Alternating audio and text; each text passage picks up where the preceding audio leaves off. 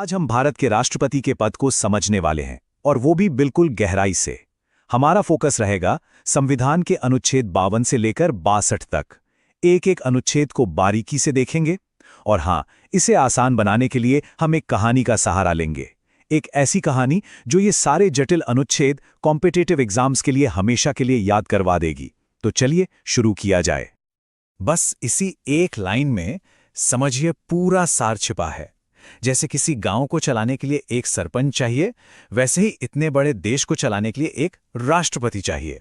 यही हमारी कहानी का, हमारे पूरे विश्लेषण का आधार है। देखिए, ये तुलना कितनी सीधी है। गांव का मुखिया मतलब सरपंच, तो देश के मुखिया हो गई राष्ट्रपति। गांव को चलाती है पंचायत, तो देश को चलाती है संसद और मंत्रिपरिषद। और जैसे गांव के अपने नियम कायदे होते हैं, वैसे ही देश का सबसे बड़ा कायदा है हमारा संविधान। इसी फ्रेमवर्क को दिमाग में रखकर आगे बढ़ते हैं। तो ये रहा हमारा आज का रोड मैप। सबसे पहले राष्ट्रपति पद का परिचय, फिर चुनाव और कार्यकाल की बात होगी। उसके बाद देखेंगे कि इस पद के लिए क्या योग्यता और शर्तें हैं, उन्हें पद से हटाने की प्रक्रिया क्या है, और आखिर में उनकी शक्तियां क्या हैं।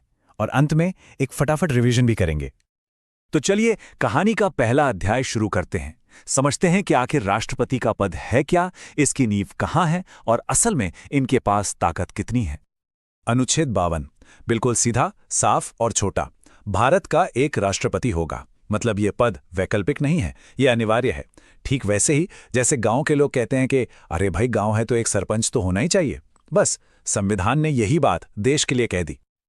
अब यहां आता है एक बहुत ही दिलचस्प मोड़। अनुच्छेद 53 कहता है कि देश की सारी कार्यपालिका शक्ति, मतलब एग्जीक्यूटिव पावर, राष्ट्रपति के पास होगी। लेकिन यहां एक लेकिन है। असल में वो इस शक्ति का इस्तेमाल खुद नहीं करते। हमारी कहानी में सरपंच के नाम पर सारे काम होते हैं, पर असली काम कौन करता है? पंचायत और सचिव। ठीक वैसे ही राष्ट्रपति अपनी शक्तियों का प्रयोग प्रधानमंत्री और मंत्रिपरिषद की सलाह पर ही करते हैं। और ये सिर्फ कहने की बात नहीं है। 1974 में शमशेर सिंह बनाम पंजाब केस में सुप्रीम कोर्ट ने इस पर मोहर लगा दी। साफ साफ कह दिया कि राष्ट्रपति सिर्फ एक सांकेतिक यानी नॉमिनल हेड हैं, और मंत्रिमंडल की सलाह उनके लिए बाध्यकारी है, मतलब माननी ही पड़ेगी। इस एक फैसले ने सारी तस्वीर साफ कर दी। अच्छा, तो ये तो तय हो गया कि देश का एक सरपंच होगा। अब अगला सवाल कि ये सरपंच चुना कैसे जाएगा और कितने समय के लिए। चलिए अब चुनाव और कार्यकाल की प्रक्रिया को समझते हैं। अनुच्छेद 54 चुनाव की बात करता है। अब देखिए, राष्ट्रपति के चुनाव में हम और आप सीधे वोट नहीं डालते।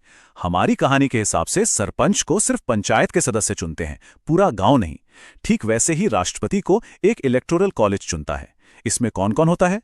लोकसभा और राज्यसभा के चुने हुए सांसद और सभी राज्यों के चुने हुए विधायक। और हां, 70वें संशोधन के बाद से दिल्ली और पुदुचेरी के विधायक भी इसमें शामिल हैं। चुनाव की जो विधि है वो अनुच्छेद 55 में बताई गई है, जिसे कहते हैं एकल संक्रमणीय मत के जरिए अनुपातिक प्रतिनिधित्व। ये थोड़ा जटिल है, पर इसका मकसद बस इतना है कि हर राज्य को उसकी जनसंख्या के हिसाब से सही प्रतिनिधित्व मिले। कार्यकाल का हिसाब किताब बहुत सीधा है। अनुच्छेद 56 कहता है कि राष्ट्रपति का टर्म 5 साल का होगा, और जब तक नया राष्ट्रपति पद नहीं संभाल लेता, तब तक पुराने राष्ट्रपति ही पद पर बने रहेंगे। फिर आता है अनुच्छेद 57, जो कहता है कि कोई भी व्यक्ति कितनी भी बार राष्ट्रपति के पद के लिए दोबारा चुना जा सकता है। इस पर कोई रोक नहीं है। ठीक है, चुनाव हो गया, कार्यकाल भी पता चल गया, पर इस पद पर खड़ा कौन हो सकता है? क्या कोई भी? नहीं, इसके लिए भी संविधान में कुछ नियम हैं। देखते हैं वो क्या हैं।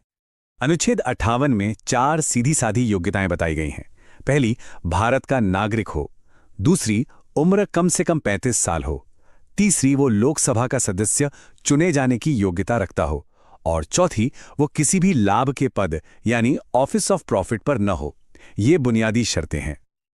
अब बात करते हैं अनुच्छेद 59 और 60 की। अनुच्छेद 59 पद की कुछ शर्तें बताता है, जैसे राष्ट्रपति संसद या विधानसभा का सदस्य नहीं रह सकता, और उनके कार्यकाल में उनकी सैलरी और भत्ते कम नहीं किए जा सकते। फिर है अनुच्छेद 60, जो शपथ के बारे में है। जैसे सरपंच पूरे गांव के सामने कसम खाता है, वैसे ही राष्ट्रपति भारत के मुख्य न्यायाधीश के सामने शपथ लेते हैं, संविधान की रक्षा, संरक्षण और बचाव करने की। ये एक बहुत बड़ी जिम्मेदारी है। अब एक बड़ा सवाल, अगर राष्ट्रपति खुद संविधान का उल्लंघन करें तो क्या होगा? क्या उन्हें हटाने का कोई तरीका है? जी हां, बिल्कुल है। इसे महाभियोग या इम्पीचमेंट कहते हैं।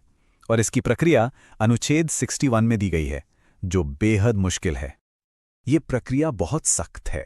इसे संसद का कोई भी सदन शुरू कर सकता है, लेकिन इसके लिए कम से कम 1/4 सदस्यों के हस्ताक्षर चाहिए। फिर राष्ट्रपति को 14 दिन का नोटिस दिया जाता है। इसके बाद अगर वो सदन कुल सदस्यों के 2/3 बहुमत से प्रस्ताव पास कर दे तो मामला दूसरे सदन में जाता है। दूसरा सदन आरोपों की जांच करता है और अगर वो भी 2/3 बहुमत से प्रस्ताव पास कर दे तो राष्ट्रपति को पद छोड़ना पड़ता है।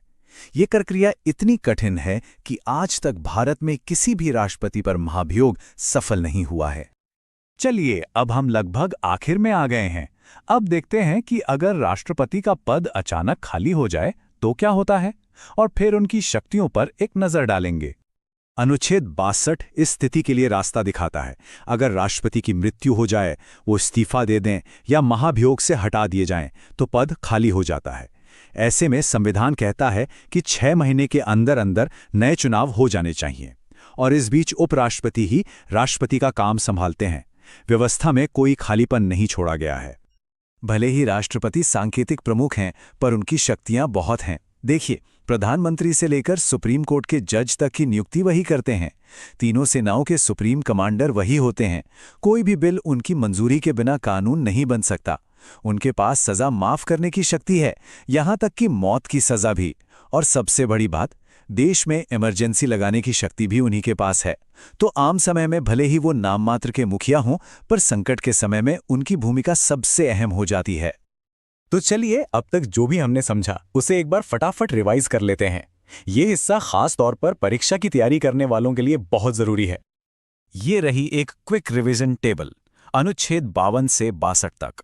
कौन सा अनुच्छेद किस बारे में है, सब एक जगह। इसमें अनुच्छेद 54 में 70वां संशोधन और अनुच्छेद 60 में 42वां संशोधन, ये 2 बातें खास तौर पर ध्यान रखने वाली हैं। इसका एक स्क्रीनशॉट लेकर रख सकते हैं, बहुत काम आएगा। तो हम आपको इसी सवाल के साथ छोड़कर जाते हैं, भारत के राष्ट्रपति की भूमिका असल में है क्या? एक तरफ तो वो मंत्रिपरिषद की सलाह मानने को मजबूर एक नाम मात्र के मुखिया हैं, लेकिन दूसरी तरफ देश में आपातकाल लगाने जैसी अपार शक्तियां भी उन्हीं के पास हैं। तो सोचिए, राष्ट्रपति का पद क्या है? सिर्फ एक रबर स्टैंप, या फिर संकट के समय में देश का सबसे बड़ा रक्षक? इस पर विचार जरूर कीजिएगा।